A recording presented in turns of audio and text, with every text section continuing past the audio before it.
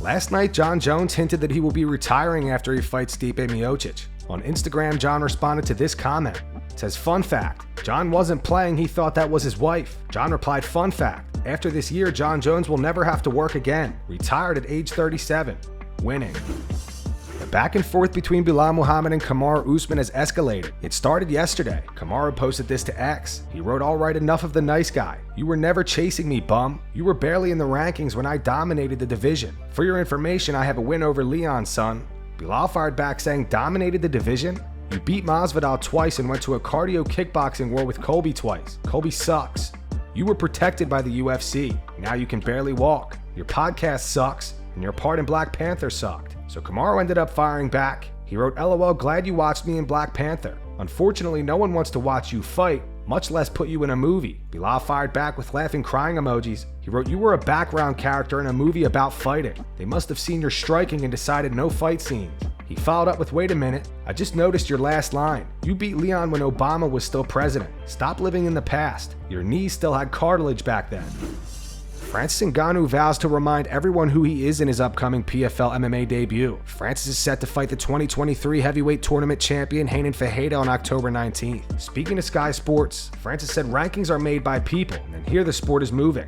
"I'm not one to judge, but yeah, I think this fight could set a reminder for who I am. I got back training into mixed martial arts like a month and a half ago. It feels good. Mixed martial arts is the most familiar sport for me. I'm kind of used to it. The muscle memories are always there. You get there and then you feel like you just never missed it. You never left. You never missed a day of training. It's home. I've been doing mixed martial arts for over 10 years, so yes, it's home. It's home. It's where I'm more comfortable, what I'm used to, what I understand the most. Every fighter is unique in his type and everybody has something. Basically, fighters that you haven't fought yet, those are always the most difficult ones. When you think about fighting, the ones you have fought already seems like an okay fight. Seems like he was obvious, but before the fight, it's quite different. As for now, in my mind, the most difficult one is Hayden Fajeda because in terms of style, I think he might be more like Cyril Gane style, moving fast and all that stuff. Or even better because he has long range and he knows how to use it, very fast hands. So he's different. He's unique as an opponent, as every opponent is unique. After him, it's going to be another person, and then that person for that time will be the most difficult opponent for you mentally to face until you fight them. I definitely have a return in boxing. This is not all. Nothing that we can talk about now, because my next fight is in MMA, and usually you don't have to make plans ahead of an MMA fight, because everything can happen in an MMA fight. You can get an injury or whatever can happen in an MMA fight. So not until then will I make a plan or discussion about boxing. Daniel Cormier and Ben Askren discussed Conor McGregor's hatred for Khabib Nurmagomedov. Recently, Donald Trump named Khabib as his favorite fighter ever, and Conor had a huge problem with that. On X, Conor wrote, "Campaign-ending decision. A smelly fat mountain monkey from the inbred mountains of Dagestan is your favorite UFC fighter? Wow, abysmal." On the Funky and Champ show, Ben Askren says he doesn't understand why Conor hates Khabib that much. Maybe Trump does, but maybe he sits down and watches all these UFCs. UFCs. Conor off. It set him off.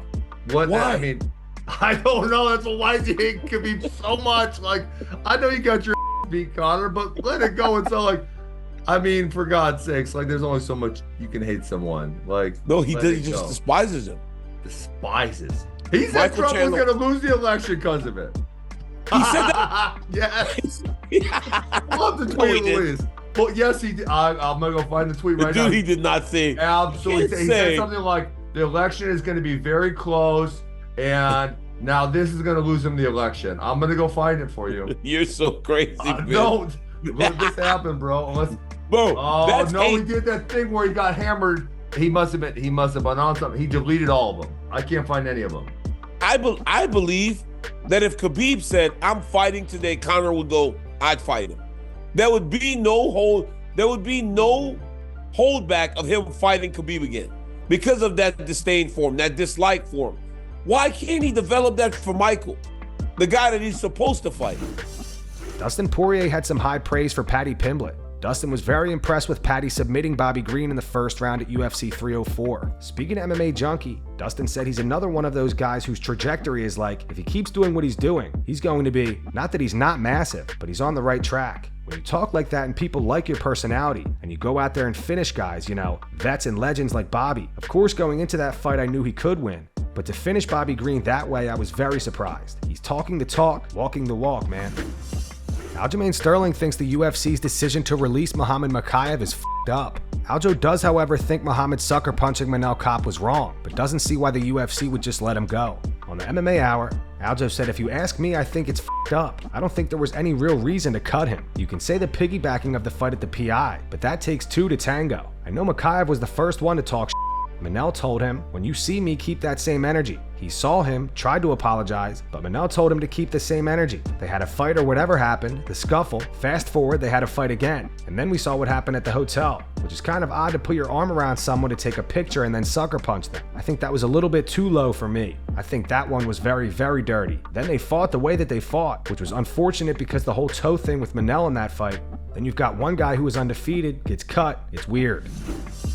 Renato Moicano and Gilbert Burns believe Muhammad Mokaev messed up bad in regards to his current situation with the UFC. As you guys know, Dana White recently stated that despite Muhammad being undefeated at 13-0, the UFC is not interested in re-signing him. There was speculation that Muhammad was in talks with the PFL while still under contract with the UFC. However, Muhammad's manager Tim Simpson denied that. Muhammad also sucker punched Manel Kape prior to their fight at UFC Abu Dhabi, which Muhammad ended up winning via unanimous decision.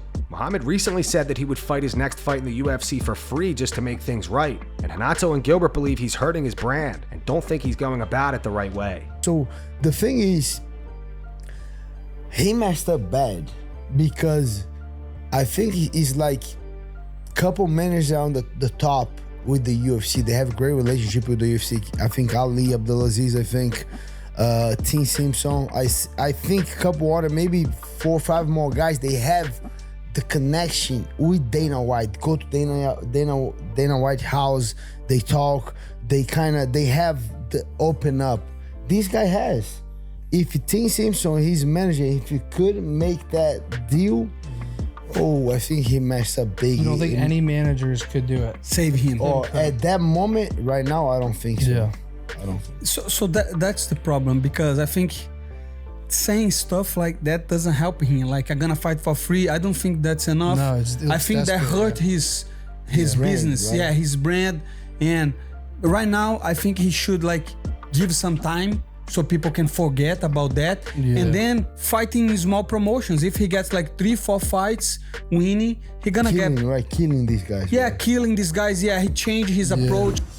Despite what fans are saying about Conor McGregor recently and the countless videos of him out drinking and partying, Urijah Faber still believes Conor beats Michael Chandler. Urijah coached The Ultimate Fighter with Conor back in 2015, and the two had somewhat of a rivalry on the show, but are now friends. Speaking to MMAfighting.com, Urijah said, "For being a friend but a distant friend, someone that I feel I've spent enough time on with to kind of understand, the guy wants to fight. He has money, he has fame. He could easily just go do the movie career, be a businessman or whatever. But I feel like in his heart, his identity, his passions are still to fight. I think he will fight. He's in no rush. He's going to do it on his own terms, which is a great place to be. Not many people in this world, in our world, mixed martial arts, get to be in the place that he's in, where he wears the pants. But I think he will fight because he loves to fight. I mean, that's who he is in his heart. That's what's given him these opportunities. He's still young and full of piss and vinegar, so I hope to see him fight. The MMA space always benefits when a superstar comes out and puts their neck out. If he trains correctly, I think he'll win. We actually sent him a robot. If you haven't seen it, robotbjj.com. It's a company that I have. I was impressed. The robot is a high-tech training dummy with neck sensors and joints that dislocate. He wanted one bad, so we sent one out. And I was watching him on that thing, and I'm like, this guy is as skilled as it gets when he goes to the ground.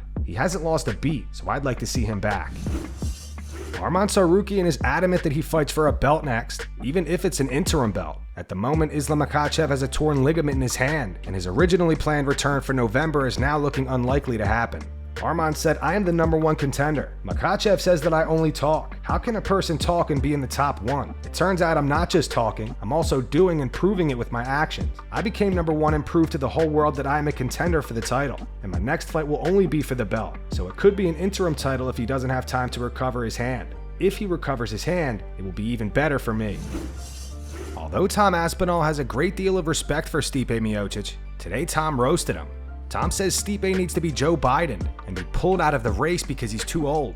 Tom said, "Get Stipe out of there. Let's be honest, the guy is 43 years old. He's had a 4-year layoff and his last fight was a knockout loss. Granted, he's an absolute legend in the sport. He's the best heavyweight ever, statistically, but the guy needs to be pulled out of the race. The guy needs to be Joe Biden. He's too old. No one is that interested anymore, and I respect Stipe a lot. Pull him out. Stick me in. Get Joe Biden out of there. Stick me in."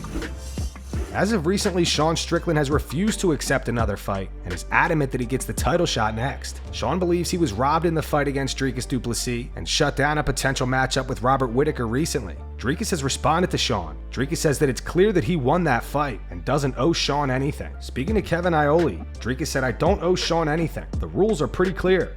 It's scored round by round. The fact that it was a split decision is the biggest shocking factor for me. It was a very clear win for me. But like I said, it's for me. The biggest fight is the fight that I want, the fight the fans want to see. At the end of the day, they are the ones that pay for the tickets, buy the pay-per-views, they're the ones that watch this sport. So obviously for me, fighting the Adesanya fight was by far the biggest fight that I could do. It's probably the biggest fight of the year, one of them at least. The Strickland fight, sure. I mean, if that's the fight that makes sense, that's the fight that I'm going to fight. I would have had no problem in doing the rematch. I even told the UFC, I said, there's no problem. If they want to do the rematch, if Izzy isn't ready to fight or anything, Strickland rematch, I'm more than willing. Even in Vegas in his hometown, I have no problem with that. They decided to go with the Adesanya fight, which is great for me. Either way, it would have been great because both of them were big fights. Myself and Strickland would be even bigger the second time around. But I mean, this fight is huge. So yeah, after this, we'll approach whatever comes after this.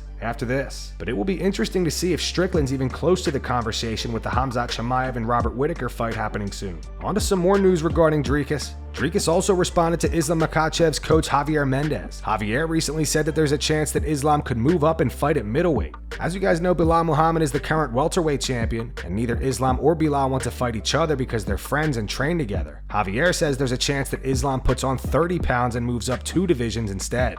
Javier said maybe Islam gains weight and goes to 185. I mean, he'd have to gain weight, obviously, because that's a little big for him. You never know. He's that good. He's pound for pound #1 for a reason. Dricus responded saying, of course, in this sport, everybody wants that, especially after it's been done. I completely understand going up to another division and fighting for another belt because there comes a stage where it makes sense. And Makhachev right now, there's people still left to fight. Listen, I'm not the one who's going to say no, not yet. I'm 1 for 1, saying you have to at the very least, defend your belt 3 times, maybe 4, depending on how the division looks. Defending the belt about 3 times before even considering going up, unless there's a special circumstance which makes sense. I 100% agree that people win a belt and they immediately go, I want double champ. You're not Conor McGregor. He was the first to do it, and he did it in spectacular fashion. He was the trendsetter. He was the pioneer in doing that. So now everybody tries to be like that. That's not the case. I mean, I understand double champ. I also want to go and become a double champ in my career, but I'm not at all thinking about doing it anytime soon. The first goal was to be the most dominant middleweight in the world, and then going up a weight class and then cementing that legacy over there. Donald Trump is not too pleased with Joe Rogan. A clip of Joe quote-unquote endorsing Robert F. Kennedy Jr. has been going around X. Joe reposted it today. He wrote, "For the record, this isn't an endorsement. This is me saying that I like RFK Jr. as a person, and I really appreciate the way he discusses things with civility and intelligence. I think we could use more of that in this world. I also think Trump raising his fist and saying fight after getting shot is one of the most American things of all time. I'm not the guy to get political information from. If you want that from a comic, go to Comic Dave Smith. He actually knows what he's talking about." A few hours after Joe posted that, Trump reacted on TruthSocial.com. He wrote, "It will be interesting to see how loudly Joe Rogan gets booed the next time he enters the UFC ring." And that's going to wrap it up for the news. Thanks for watching. For daily MMA news and content, subscribe to Full Mount MMA and click the bell icon to be notified when we post videos. Here are the 3 top comments from last video. The first one's from Lisa. It says, "I laughed hard AF when Belal said his podcast sucks and his role in Black Panther sucks. He just had to get it out there." The second one's from Jorge. It says, "What a way to undermine Islam Makhachev and Alex Pereira, who have been more active than Bones just to stroke John's ego."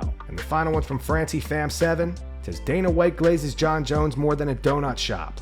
Those were the 3 top comments from last video. If you want to be featured in the next one, all you have to do is comment down below. And if you missed yesterday's news, click the video on screen right now to get caught up.